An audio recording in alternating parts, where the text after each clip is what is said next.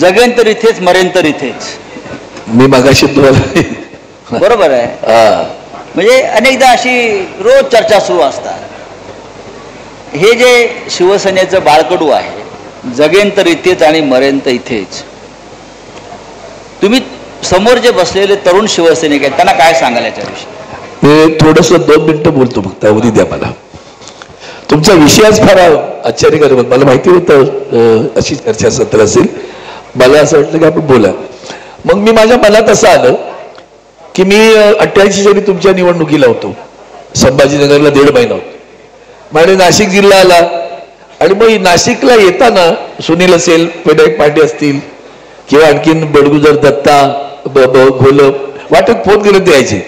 यांचा पहिला प्रश्न असायचा, कुठं आहे बाई, कुठं आहे? इथंच आहे की. कुठं आहे? इथंच आहे.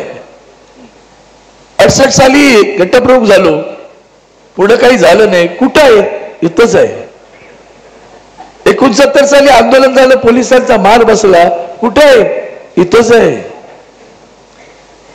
77 साली भारतीय या सगळ्या जनता पक्षाचा उदय झाला. शिवसेना जिंकली, शिवसेना हरली. कुठे आहे? इथंच आहे. हे एवढ्यासाठीच सांगतोय की या पद्धतीने विचार केला पाहिजे आपण. कुठे आहे? इथंच आहे. मग 77 साली तर आमचं भयानक वाताहत झाली. ती जनता दलाची लाट आली होती. शिवसेना भवनावर हल्ला झाला. मी आणि वासू चव्हाण आम्ही एक वेगळ्या पद्धतीने तिथे उभे होतो. तेव्हाही विचारलं, कुठे आहे? इथंच आहे. तुम्हाला मला मात्र फार आवडलंय, तो तुमच्या लक्षात येणार नाही. तो तुम्ही इथं आहे ना सगळे बसलेले, कुठे आहे? इथंच आहे. मग 95ला सत्ता आली. आम्ही 88 साली यांच्याकडे काम केलं. हे आमदार झाले, आम्ही तिथंच होतो. कोणी विचारलं, तू कुठे आहे? कुठे आहे? इथंच आहे की. तो झाला आमदार. मग आम्हाला आनंद झाला. आमचा सैनिक आमदार होतो, त्याच्यापेक्षा मोठा आनंद शिवसैनिकाला नसतो. मग तो बोलतो, कुठे आहे? इथंच आहे. इथंच आहे. मग मी आमदार झालो. कुठे आहे? इथंच आहे. 2001ला माझी टर्म संपली. ते आता दळभद्री, तो नाव त्याचं रामदास असला तरी पळालेलाच आहे आपण. त्या आडवं आलं. मला उद्धवजींनी विचारलं, आता हे सगळे गडबड आहे, काय करू? म्हटलं काय नका चिंता करू, मी शिवसैनिक आहे. मग मला बाहेर मिळाले, तुझी आता टर्म, तू कुठे आहे? इथंच आहे. 2004ला पुन्हा आली संधी. कुठे आहे? इथंच आहे. 2009ला परत संपली. 2014 पर्यंत कुठे काहीच नव्हतं काम, पण जिल्ह्यात काम करत राहिलो. कुठे आहे? जिल्ह्यात आहे, गावागावात आहे, शेतकऱ्यांबरोबर आहे, शिवसैनिकांबरोबर आहे. कुठे आहे? इथंच आहे. आणि मग शेवटी असा विचार येत राहतो की हे चढ उतार जीवनामध्ये असतीलच ना, मग कुठेही काय विचारता, शिवसेना माझी आई आहे, त्या आई बरोबर आहे, आणखी कुठे असणार आहे मी? तीच माझी आई, तीच माझी जन्मदाती, तीच माझी उद्गाती, तीच माझी माझा उद्धार करणारी, त्या शिवसेनेसोबत आहे. इथं बसलेल्या प्रत्येक प्रश्न माणसाला, सैनिकांनी एकच विचार करायचा, काही होऊ दे, आले किती गेले किती, उडाले भरारा, पण एक लक्षात ठेवा, कधी संपणार नाही माझ्या शिवसेना उद्धव बाळासाहेब ठाकरे पक्षाचा दरारा. आणि मग तुम्हा सगळ्यांनी लक्षातच ठेवलं पाहिजे, आहे नाशिकमध्ये पडझड झाली आहे, ते गेले किती विचार करायचा ना, आहेत त्यांना सोबत घेऊन पुढे जायचंय. मग कुणी विचारलं तरी एकच प्रश्न आहे, कुठे? इथंच आहे, इथंच आहे, इथंच आहे. शिवसेना उद्धव बाळासाहेब ठाकरेंसोबत आहे. अरविंद सावंत यांनी त्यांच्या भावना फार उत्तम प्रकारे व्यक्त केल्या आणि त्या शिवसैनिकाच्या भावना आहेत. हे जे चारही इथे प्रमुख लोक बसले आहेत आणि आपण सगळे समोर बसलेले, आता विनायक राऊत यांचं आगमन झालेलं आहे, सूरज चव्हाण आहेत, माझ्याप्रमाणे आपण तुरुंगात जाऊन आलात तरी इथेच आहात,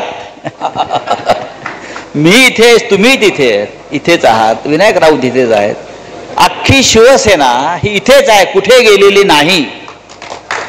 आणि त्यासाठी या एका वेगळ्या प्रकारच्या चर्चेचं आम्ही आयोजन केलं आणि चारही या प्रमुख नेत्यांनी आपल्या भावना ज्या व्यक्त केल्या त्या समस्त शिवसैनिकांच्या भावना आहेत की आम्ही सगळे कुठे गेलो नाही, आम्ही कुठेही जाणार नाही, एक वेळ राजकारण सोडून घरी बसू, बरोबर आहे, पण आम्ही इथेच राहू,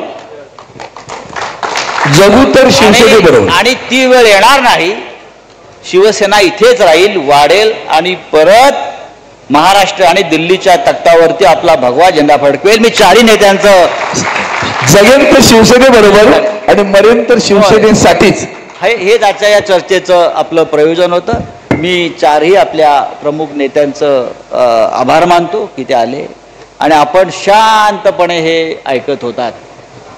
म्हणजे आपल्यालाही त्या भावना कुठेतरी टोचत होत्या.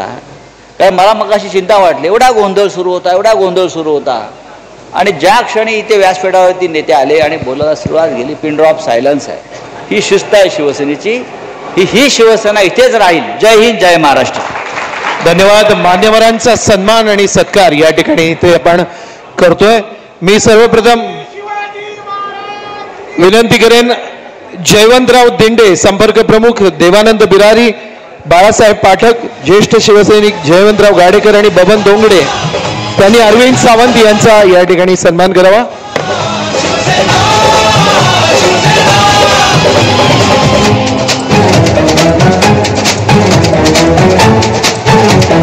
पुन्हा एकदा नाव पुकार